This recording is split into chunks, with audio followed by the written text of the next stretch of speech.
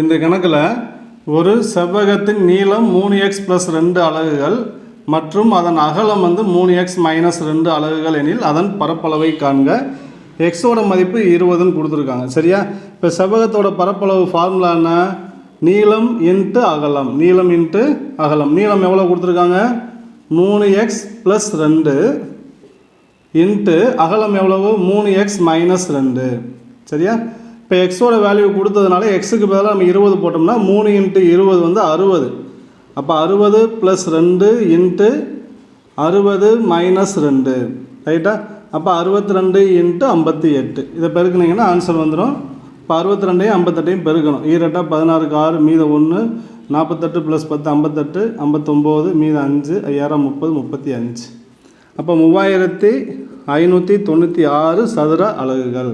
Option A தான் கரெக்டான answer. Thank you.